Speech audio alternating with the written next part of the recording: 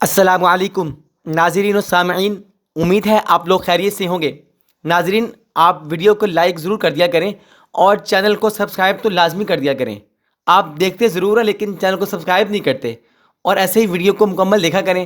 آج میں آپ کو مگر مچھ کے بارے میں حیرت انگیز معلومات دوں گا۔ یہ ایک طاقتور دریائی جانور ہے۔ اس کا منہ بڑا وسیع ہوتا ہے، 60 دانت اوپر کے جبڑے میں ہوتے ہیں اس کے، اور ہر 2 دانتوں کے درمیان ایک چھوٹا دانت ہوتا ہے۔ یہ منہ بند کر کے اوپر پنجے کے دانت ایک دوسرے کے ساتھ منطبق ہو جاتے ہیں، اور اس کی زبان بڑی لمبی اور اس کی پیٹھ پتھر کی سل کی طرح سخت ہوتی ہے، جس پر لوہے کا بھی کوئی بھی ہتھیار اثر انداز نہیں ہو سکتا۔ اس کی 4 ٹانگیں اور دم بڑی لمبی ہوتی ہے، اور پانی میں اس کی گرفت بہت سخت ہوتی ہے۔ یہ 10 گز تک لمبا اور 2 گز تک چوڑا ہوتا ہے، بلکہ 10 سے بھی زیادہ۔ یہ دریائی گھوڑے کا شکار بڑے شوقین سے کرتا ہے۔ یہ جماع کے وقت نر اور مادہ خشکی پر آ جاتے ہیں۔ مادہ انڈے خشکی پر دیتی ہے۔ ان انڈوں میں سے جو انڈا پانی میں گر جائے اس سے مگر مچھ پیدا ہوتا ہے، اور جو انڈا خشکی پر رہ جائے اس کا سوسمار بن جاتا ہے۔ اور عجیب بات یہ ہے کہ مگر مچھ کی پاخانے کی جگہ نہیں ہوتی، تو پھر کرتا کیا ہے؟ کرتا یہ ہے کہ جب اس کا پیٹ بھر جائے تو خشکی پر آ کر اپنا منہ کھول دیتا ہے۔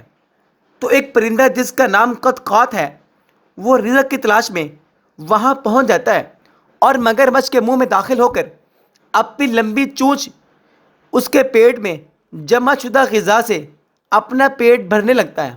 وہ پرندہ بڑے مزے سے اس غذا کو کھاتا جاتا ہے، اور اس سے مگر مچھ کو راحت ملتی ہے۔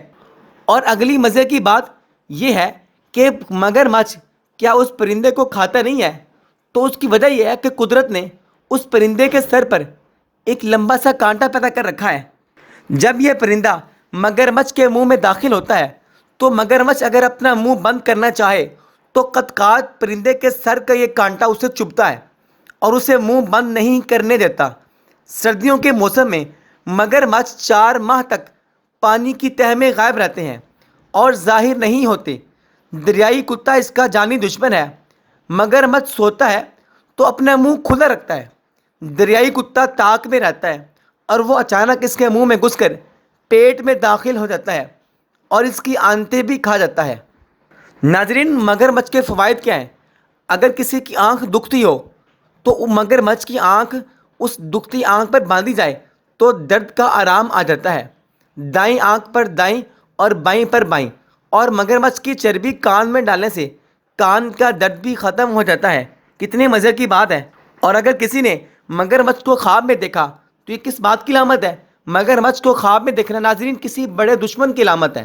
ناظرین، یہ تھی مگر مچھ کے بارے میں معلومات، کہ کتنی اہم معلومات دی ہیں آپ کو۔ تو ویڈیو کو لائک کرنا تو بنتا ہے، اور ویڈیو کو شیئر بھی کر دیجئے اور چینل کو سبسکرائب بھی کر دیجئے۔ ناظرین، ملتے ہیں ایک اور ویڈیو کے ساتھ، تب تک کے لیے اللہ حافظ۔